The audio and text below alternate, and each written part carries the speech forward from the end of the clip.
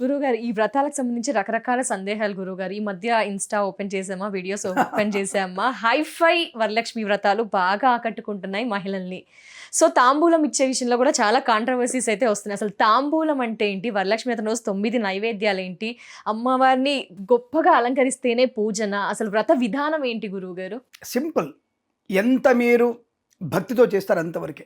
అంటే అమ్మవారిని అలంకరించుకోవచ్చు. సరే నీకు డబ్బు ఉంది, అలంకరించుకుంటున్నావు, నీ హైఫైని చూపియొద్దు అమ్మవారి దగ్గర. నీవేంటో అమ్మవారి కాళ్ళ కింద నువ్వెంతో, నీ బతుకేంటో ఆమెకు తెలుసు. నువ్వు 100 కోట్లున్నా సరే నీ బతుకు అమ్మవారి కాళ్ళ కింద తెలుసు కదా.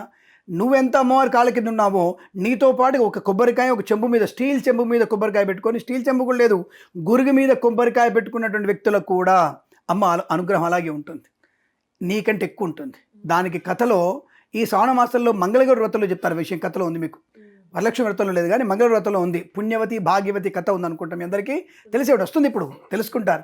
ఆ కథ తెలుసుకొని కూడా నువ్వు హైఫై లైఫ్, బంగారు చెంబు, బంగారు బోనం, బంగారు టెంకాయ, బంగారు జాకెట్ పీసు, ఎందుకంత హైఫ్? అమ్మవారు తెలియదా నీకు?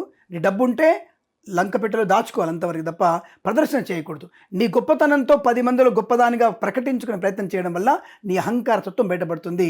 అది చేసినటువంటి పని భాగ్యవతి. ఆ భాగ్యవతి అని ఆవిడ కంకణం తీసుకుపోయి కట్టుకోకుండా కంకణం బీకి కాక చెట్టు మీద సరి కాక చెట్టు బాధపడుతుంది. దరిద్రంతో బాధపడి ఆ పుణ్య దంపతులకి ప్రాబ్లం వచ్చేసి పెద్దమ్మ తిరిగిపోయి కొడుకు వచ్చి మళ్ళీ పోయి గందరగోళమై లాస్ట్కి కంకణం కట్టుకుంటే కానీ, ఏది దారపు కంకణం కట్టుకుంటే కానీ పుణ్యబలం పొందినటువంటి తత్వం ఆ కథలో ఉంది. ఆ తెలిసి కూడా ఇక్కడ ఎందుకు ఇలా మీరు ప్రవర్తించడం? కాబట్టి హైఫై వ్రతాలకి, హైఫై కలశాలకి, హైఫై అలంకారాలకి అమ్మవారు ఎట్టి పరిస్థితుల్లో అనుగ్రహం ఇవ్వదు. మామూలు అనుగ్రహమే, నువ్వు పూజ చేసే కూడా అనుగ్రహం ఉంటుంది. కానీ హైఫై చేసే కాబట్టి హైఫై నీకు అనుగ్రహం, స్పెషల్ అనుగ్రహం ఏమి ఉండదు. స్పెషల్ ఎంట్రీ, స్పెషల్ దర్శనం లాగా స్పెషల్ అనుగ్రహము, స్పెషల్ వరాలు ఏమి ఇవ్వదు. అది విషయం గుర్తుపెట్టుకోండి.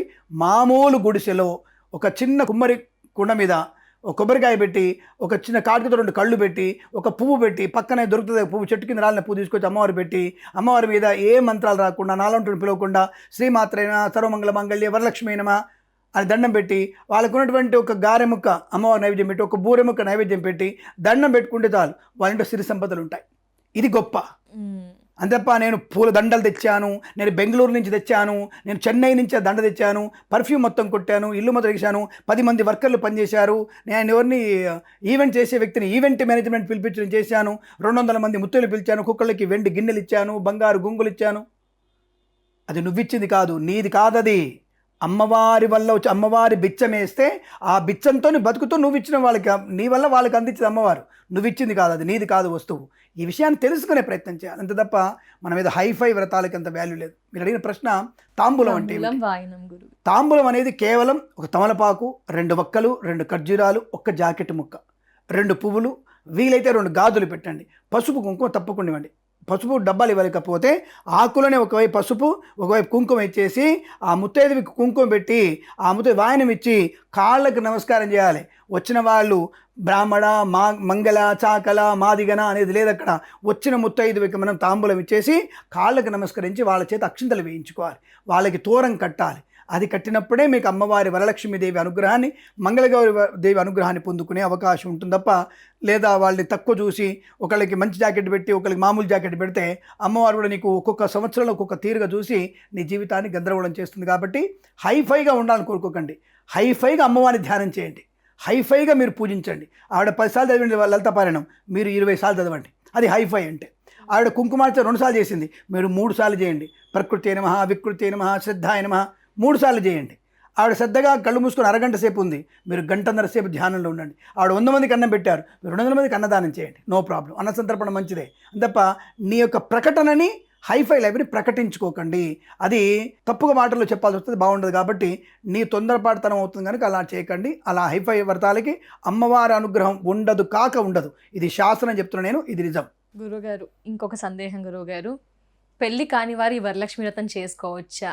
సమాజంలో రకరకాలుగా కలిసి ఉండడాలు, జీవించడాలు, సహజీవనాలు ఇలాంటి వాళ్ళు కూడా వ్రతాలు చేస్తున్నారు. సో ఇలా ఏమైనా చేసుకోవచ్చా? ఇండివిజువల్గా పెళ్లి కాని అమ్మాయి చేసుకోవచ్చా? ఏంటి గురుగారు ఈ వరలక్ష్మి వ్రతం ఎవరు చేసుకోవచ్చు? నేను కూడా విన్నాను ఈ ప్రశ్న, మా ఆవిడ అడిగింది నన్ను మా ఆవిడ పోయిన సంవత్సరం అడిగింది.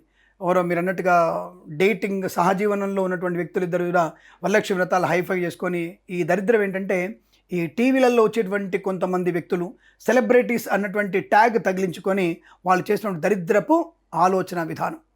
సహజీవనం ఉన్నవాడు దేనికి పనికిరాడు. సహజీవనం అనేది లేనప్పుడు నువ్వు దొడ్లో కూర్చొని లడ్డు తినొచ్చు అని అడిగినట్టుంది నన్ను, పాయఖానలో కూర్చొని గారెలు తినొచ్చు అని అడిగినట్టుంది నన్ను. ఇంక దానికంటే ఇంకేం చెప్తాను నేను?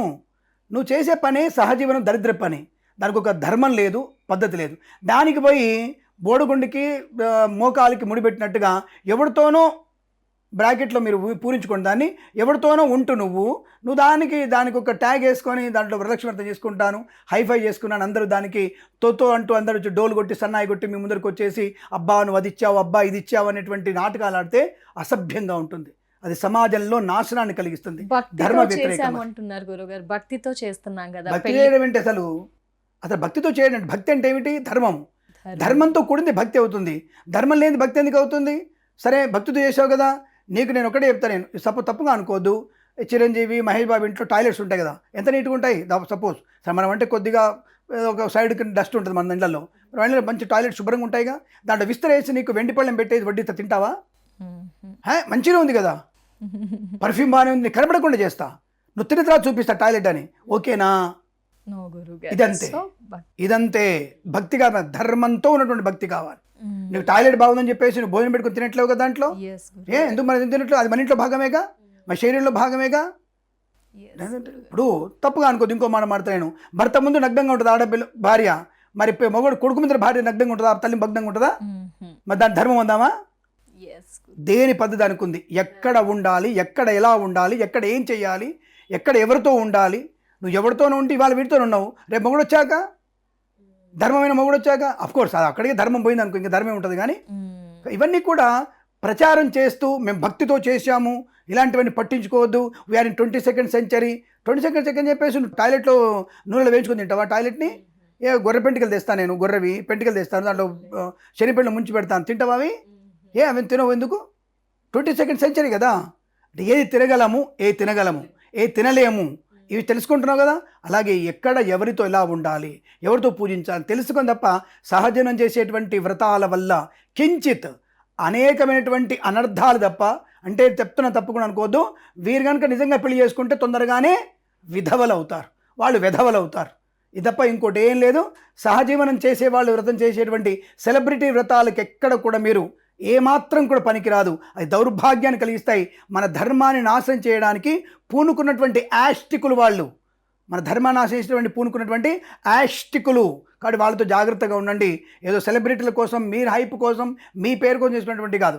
అదే సెలబ్రిటీలలో కొంతమంది వ్యక్తులు నాకు చాలా గౌరవించే వ్యక్తులు ఉన్నారు, నేను గౌరవించే వ్యక్తులు ఉన్నారు. ఒక వ్యక్తి మనకి ఈ మధ్యకాలం ఉంటాడు, ఆయన పేరు ఏంటి, ముస్లిం, అతను హిందూగా మారని చెప్పాడు. అతను వాళ్ళ ఇంట్లో వ్రతం జరుగుతుంది, ఎంత బ్రహ్మాండం జరుగుతుంది వ్రతం, వాళ్ళ ఇంట్లో అద్భుతంగా చేసుకుంటారు.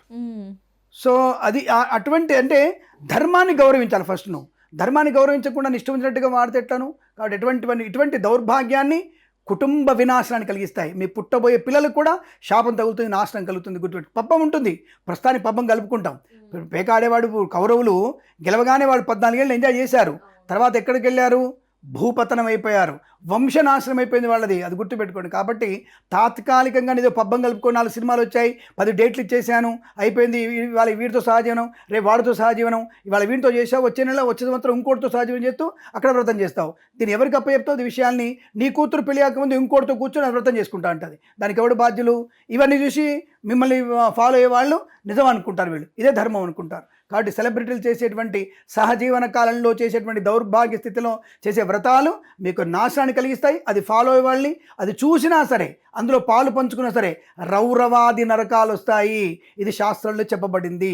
అధర్మానికి మీరు ఇప్పుడు కూడా ముందుకు వెళ్ళకండి, అధర్మాన్ని మీరు ఫాలో అవ్వకూడదు. That's all. తప్పకుండా. పెళ్లి కాని వారు అంటే మంచి భర్త దొరకాలను, జీవితం బాగుండాలని వ్రతం చేయొచ్చు అంటారు గురుగారు? కొన్ని ప్రాంతాలు ఉంది నాన్న. అంటే వరలక్ష్మి వ్రతానికి పెళ్లి తర్వాతనే దీర్ఘ సుమంగళి యోగానికి చేసేటువంటిది వ్రతం అది. సో దీర్ఘ సుమంగళికో చేసే వ్రతం అనేది పెళ్ళైన తర్వాతనే ఉంటుంది. కొన్ని ప్రాంతాల్లో మాత్రం పెళ్లి కాకముందు మంచి భర్త ఇస్తారు, దాని అది మంగళ వ్రతంలో ఉంది. అది కొంత ఎక్కడ బందర్ వైపు, కొంత ఏలూరు వైపు, కొన్ని గుడివాడ ప్రాంతాల్లో మాత్రం కన్యక మంగళగౌరి వ్రతం చేస్తారు. నేను కూడా ఒక ఇంట్లో చేశాను. అది తక్కువ, అంటే చాలా తక్కువ ఉంది. అది పెళ్లి కాకముందు రిజిస్టర్ అవ్వకముందు 5 ఏళ్ళు చేసుకుంటే తర్వాత ఒకసారి చేసుకుంటే సరిపోద్దులే అనేటువంటి భావం చేస్తారు.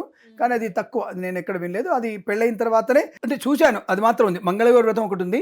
వరలక్ష్మి వ్రతం దీర్ఘ సుమంగళ యోగం కోసం, వైవాహిక జీవన అనుబంధం కోసం చేసే వ్రతాలు తప్ప ఎక్కువగా చేయరు. అంటే అది అట్లాంటిది అయితే లేదు, శాస్త్రంలో లేదు. బట్ మంగళగౌరి వ్రతం మాత్రం కన్యకా మంగళగౌరి వ్రతం అనేది ఒక దగ్గర ఈ బందరు, ఏలూరు అంటే మచిలీపట్నం, ఏలూరు, గుడివాడ ప్రాంతాల్లో కొన్ని గోదావరి జిల్లాలో మాత్రం ఇది ఉంది. మిగతా ఎక్కడ కూడా లేదు, అది మాత్రం ఉండదు. అది చేయరు ఎవరు కూడా. చాలా చాలా ధన్యవాదాలు గురువు గారు. శ్రావణ మాసం విశిష్టత చాలా చాలా వివరణ, అద్భుతమైన వివరణ అంతా కూడా మాకు మా వ్యూయర్స్కి అందించినందుకు శతకోటి ధన్యవాదాలు గురువు గారు. నమస్కారం. అఖండ లక్ష్మి సౌభాగ్యవతి భవ. శుభమస్తు, లోక కళ్యాణమస్తు. ప్రేమతో మీ కిరణ్ శర్మ.